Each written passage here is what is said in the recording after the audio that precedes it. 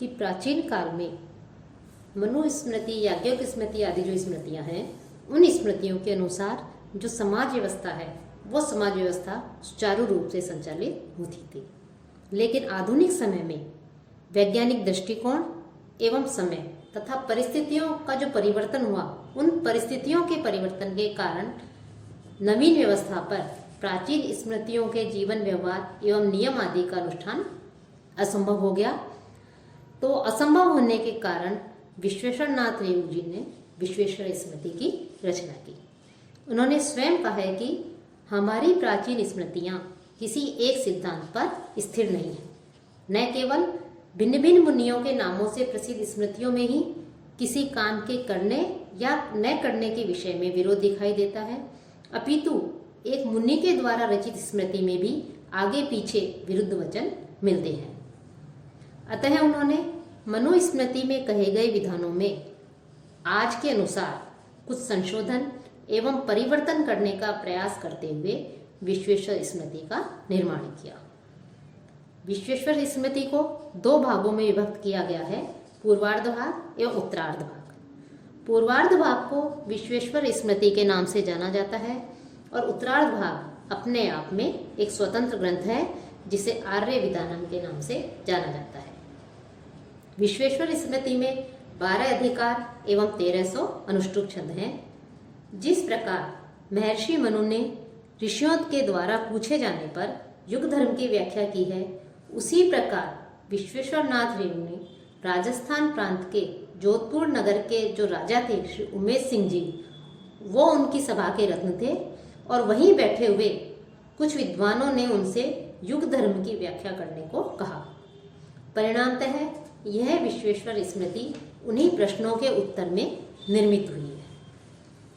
विश्वेश्वर स्मृति के प्रथम अधिकार में सृष्टि की उत्पत्ति, कश्मीर के मूल निवासी होने के कारण कश्मीर देश की प्रशंसा, कर्मस्थली जोधपुर होने के कारण मारवाड़ की उत्पत्ति एवं जोधपुर का वर्णन, धर्म का लक्षण, आर्यावर्त आदि की पुरानी सीमा, वैज्ञानिकों द्वारा मान्य सृष्टि कर्म जो क्रम है सृष्टि का, वो सृष्टि क्रम, चारों वर्णों का कर्म विभाजन आदि विषयों का इन्होंने प्रथम अधिकार में विवेचन किया है। विश्वेश्वर स्मृति का जो द्वितीय अधिकार है उसमें धर्म का लक्षण व पालन विधि, 8 संस्कार, ब्रह्मचर्य आश्रम, इसका वर्णन है। और इसमें जो 12 अधिकार बताए गए हैं, उन 12 अधिकारों में जो इसका तीसरा अधिकार है विश्वेश्वर स्मृति का, इस तीसरे अधिकार में विवाह की विधि अर्थात विवाह की क्या विधि है, उस विधि का जो है इसमें वर्णन किया गया है। साथ ही अर्थात गृहस्थ धर्म का जो है, उस गृहस्थ धर्म का विवेचन करते हुए विवाह संस्कार के विषय में इन्होंने अपने पूर्णतः सुलझे हुए विचार इन्होंने इसमें रखे हैं। कि द्वितीय अधिकार में जहां इन्होंने संस्कारों की संपन्नता पर विशेष रूप से जोर दिया है और अनध्याय के संबंध में भी अपने विचार प्रकट किए हैं जो आधुनिक युगीन है, वहीं तृतीय अधिकार में इन्होंने गृहस्थ धर्म का विवेचन किया है और विवाह की विधि, पंचमहायज्ञ, श्राद्ध आदि का भी साथ में इन्होंने वर्णन किया है। पंचम जो साथ ही चतुर्थ जो अध्याय है, उस चतुर्थ अध्याय में गृहस्थ कर्तव्य, स्पृश्य का विचार इन्होंने किया है और साथ ही गृहस्थ के जो कर्तव्यों का विवेचन करते हुए स्पर्श के विषय में इन्होंने अपने नवीन विचार प्रकट किए हैं कि अछूत वे हैं जो गंदे व मैले वस्त्र पहनते हैं या ऐसे कर्म करते हैं। इनका जो पंचम अध्याय है, अधिकार है, पंचम अधिकार में भक्षा भक्ष्य के संबंध में प्रकाश डाला गया है। जन्माशौच एवं मरणाशौच एवं शुद्धि के संबंध में महामहोपाध्याय पंडित विश्वेश्वरनाथ रेणु जी अन्य स्मृतिकारों का समर्थन करते हुए ही प्रतीत होते हैं। साथ ही स्त्री धर्म भी इसी अधिकार के अंतर्गत आता है, अर्थात पंचम अधिकार में स्त्री धर्म का भी विवेचन हमें मिलता है। छठा जो अधिकार है, षष्ठ अधिकार, उसमें वानप्रस्थी के धर्म का उल्लेख किया है और इसी प्रकरण में सन्यासियों के जो धर्म हैं उन सन्यासियों के धर्मों का भी विवेचन प्राप्त होता है। अर्थात षष्ठ जो अधिकार है उसमें वानप्रस्थ एवं संन्यास आश्रम का वर्णन है। सप्तम जो अधिकार है उस सप्तम अधिकार में राजा के लक्षण, राजधर्म आदि का विवेचन प्राप्त होता है। अर्थात राजधर्म एवं उनके कर्तव्यों की सप्तम अधिकार में विश्वेश्वरनाथ रेणु जी ने विशेष रूप से चर्चा की है। उनका कहना है कि वही राजा विजय प्राप्त कर सकता है जिसके पास भिन्न भिन्न प्रकार के अस्त्र शस्त्र विद्यमान रहते हों। अष्टम अधिकार में, ये जो अष्टम अधिकार है उस अष्टम अधिकार में मुकदमों के निर्णय, दंड, साक्षी, निक्षेप, इन सारे विषयों का आदि विषयों का इन्होंने विस्तृत विवेचन प्रस्तुत किया है।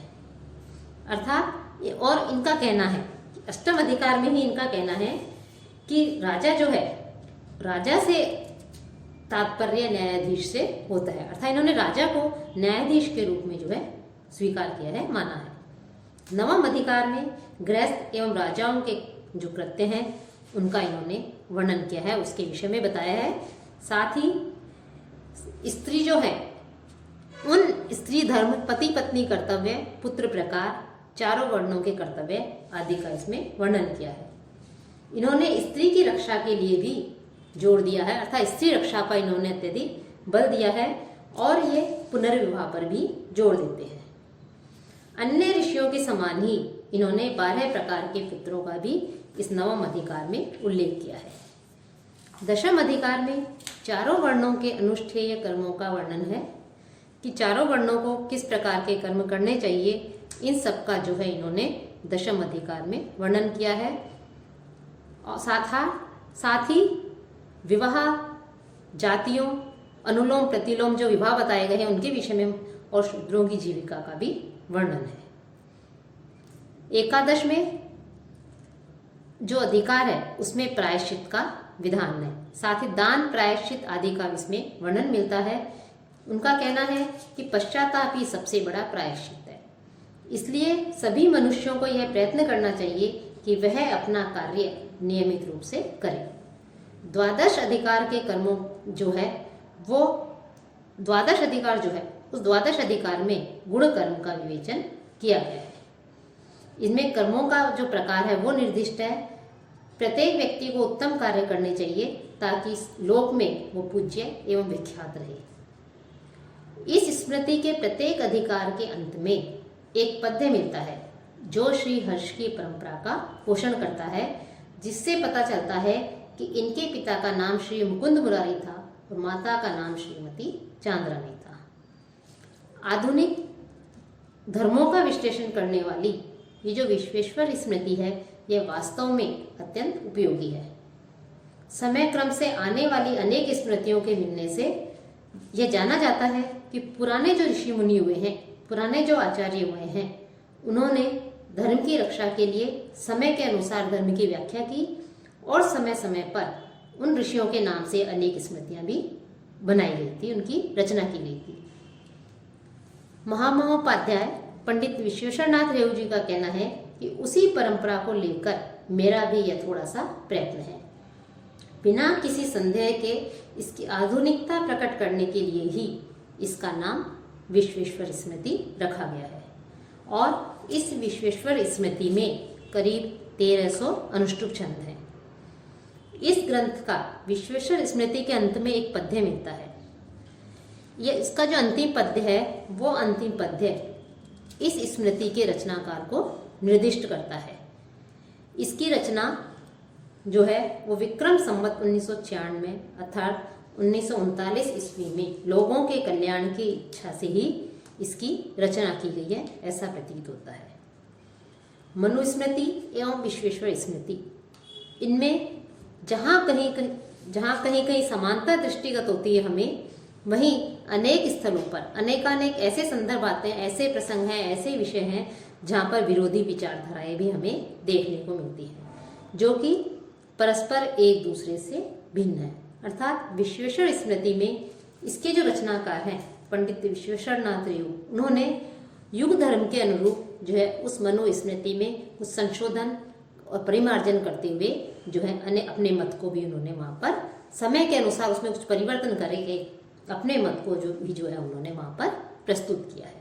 तो इस प्रकार से ये जो विश्वेश्वर स्मृति है, यह महामहोपाध्याय पंडित विश्वेश्वर नाथ लेउ द्वारा रचित है और इसमें जो है वो 12 अधिकारों में यह विभक्त है, 12 अधिकार हैं इसमें और करीब 1300 अनुष्टुप छंद है।